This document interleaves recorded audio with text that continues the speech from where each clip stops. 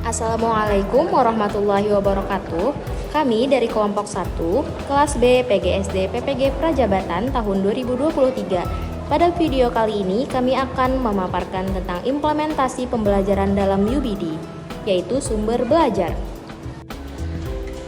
Adapun anggota kelompok kami yaitu yang pertama Atailah, yang kedua Eka Novida Wulansari, yang ketiga Feni Fajriani, yang keempat Laili Rahmawati, yang kelima Raudatul Amalia, yang keenam Reni Endah Parwati, yang ketujuh Romadona Diah Ayu Pramesti, yang kedelapan Sari Mahmudah, yang kesembilan Selvia Novita Juniarti, dan yang kesepuluh Muhammad Arif Nur Rahman. Pada buku teks atau buku pegangan, ilustrasi yang pertama yaitu buku teks berfungsi sebagai salah satu sumber daya rujukan untuk dikaji sebagai landasan desain pembelajaran dengan tujuan yang spesifik dan hasil pembelajaran. Ilustrasi yang kedua yaitu buku teks adalah silabus atau penuntun seluruh kegiatan pembelajaran. Tidak ada tujuan eksplisit di luar buku teks yang digunakan. Selanjutnya, ilustrasi mana yang sering Anda lakukan? 1 atau 2, dan mengapa kelompok Anda memilih ilustrasi tersebut? Jelaskan. Berdasarkan kegiatan diskusi kelompok yang telah dilakukan, ilustrasi yang sering diterapkan dalam proses pembelajaran ialah ilustrasi 1. Ilustrasi pertama menunjukkan bahwa penggunaan buku teks dijadikan sebagai salah satu rujukan agar proses pembelajaran tidak bersifat kaku dan terbatas. Hal ini berangkat dari pengertian sumber belajar yang diungkapkan oleh Supriyadi 2015.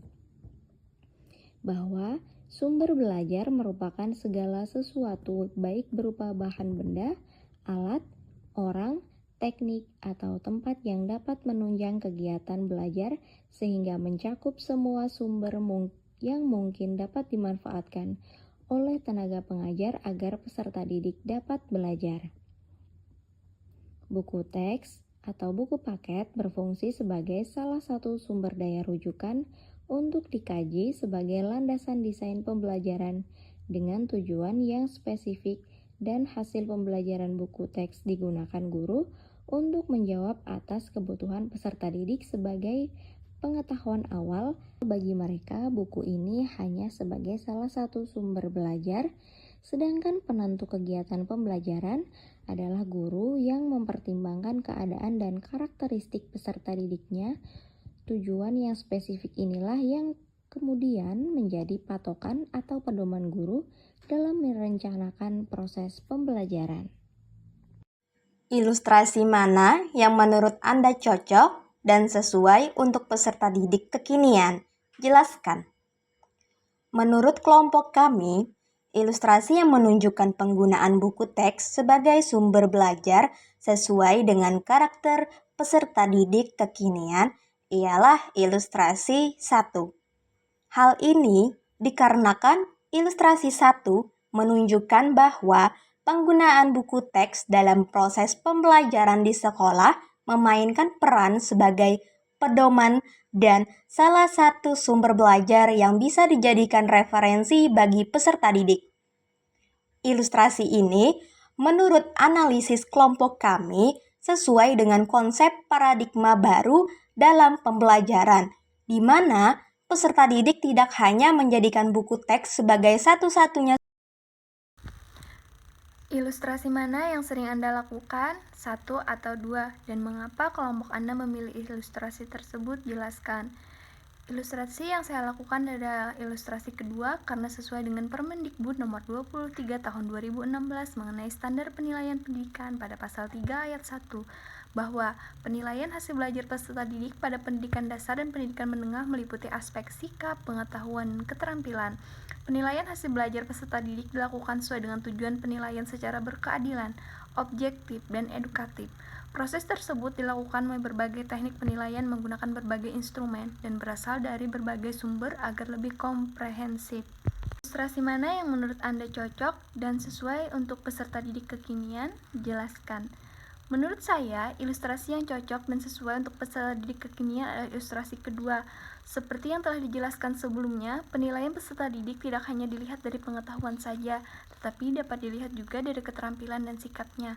Penilaian sikap bertujuan untuk mendapatkan informasi deskriptif tentang sikap atau perilaku peserta didik. Penilaian aspek pengetahuan bertujuan untuk mengukur tingkat penguasaan peserta didik terhadap pengetahuan yang diberikan.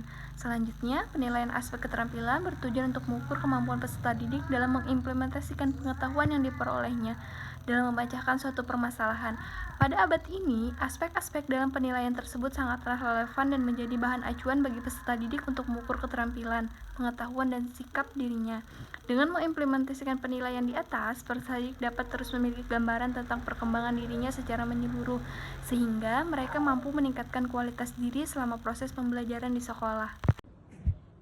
Buku teks atau buku pegangan. Ilustrasi pertama, buku teks digunakan untuk mengungkap, menyoroti, dan mengeksplorasi pertanyaan-pertanyaan penting dan tantangan keilmuan yang mendukung kinerja inti dalam subjek. Ilustrasi kedua, tugas peserta didik adalah mengetahui apa yang ada di dalam teks, pertanyaan penting dan tujuan serta kinerja belajar terdapat di dalamnya, sehingga buku teks merupakan panduan membaca, diskusi, dan persiapan hingga akhir. Ilustrasi mana yang sering Anda lakukan? 1 atau 2, dan mengapa kelompok Anda memilih ilustrasi tersebut?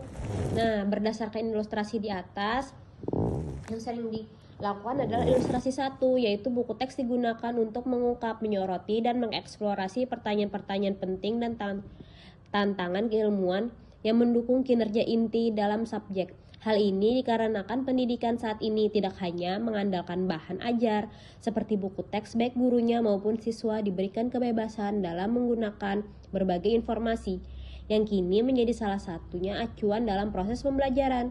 Sumber pembelajaran bisa dari internet maupun majalah atau sumber-sumber lainnya. Buku teks ini juga membuat pertanyaan-pertanyaan yang hanya dapat dijawab dalam rentang terbatas di buku teks sebelumnya. Oleh karena itu, buku teks hanyalah panduan untuk menentukan dan menggali pertanyaan lebih dalam yang jawabannya dapat ditemukan di berbagai sumber seperti internet, majalah, dan artikel. Ilustrasi mana yang menurut Anda cocok dan sesuai untuk peserta didik kekinian? Jelaskan. Menurut kami, ilustrasi yang cocok dan sesuai untuk peserta didik kekinian adalah ilustrasi 1, karena gaya belajar siswa masa kini lebih suka membaca literatur seperti e-book, artikel, majalah secara online, mudah diakses di mana saja, dan berisi fitur-fitur menarik serta ilmu-ilmu pendukung, sehingga peserta didik tidak akan bosan membacanya. Peserta didik bisa menemukan banyak referensi dari berbagai sumber, tidak hanya buku teks saja. Oleh karena itu, pengetahuan siswa semakin diperluas dan dikembangkan.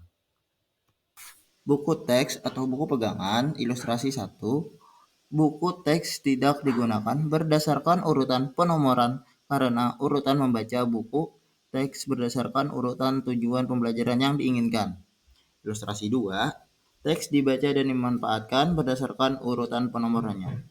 Selanjutnya dilanjutkan oleh rekan saya.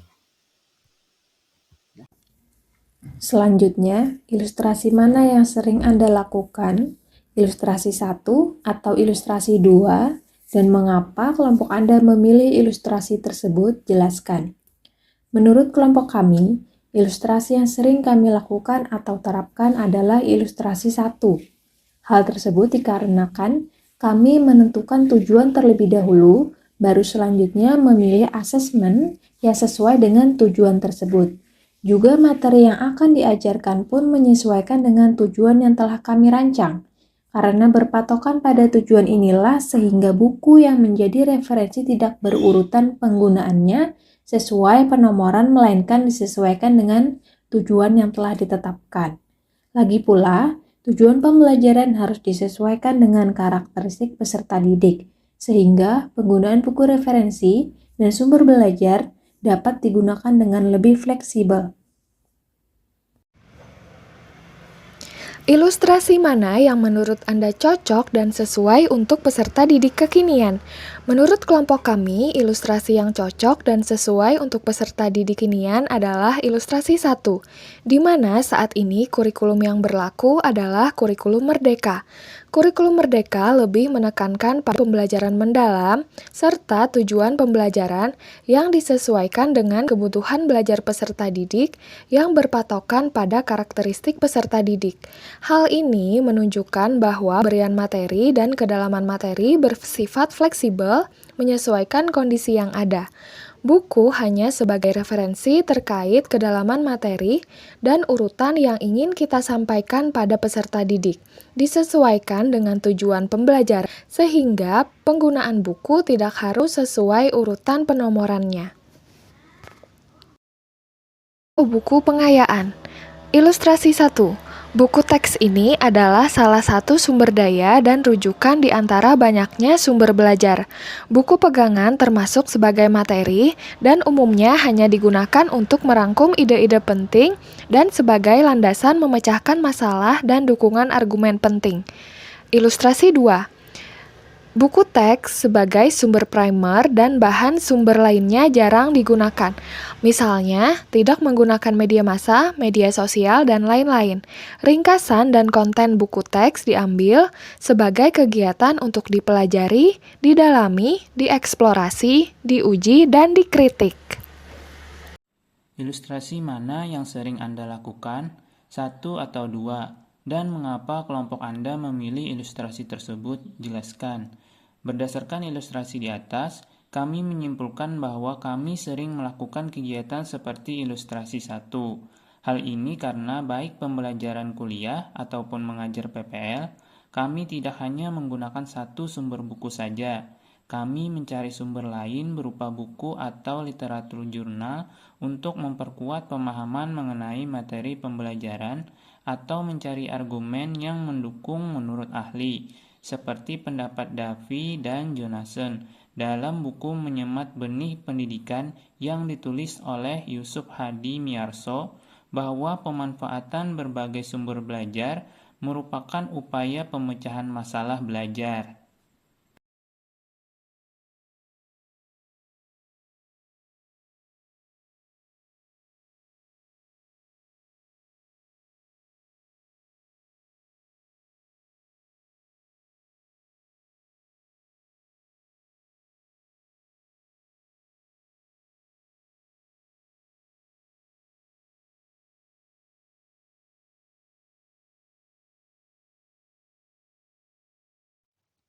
Ilustrasi mana yang menurut Anda cocok dan sesuai untuk peserta didik kekinian?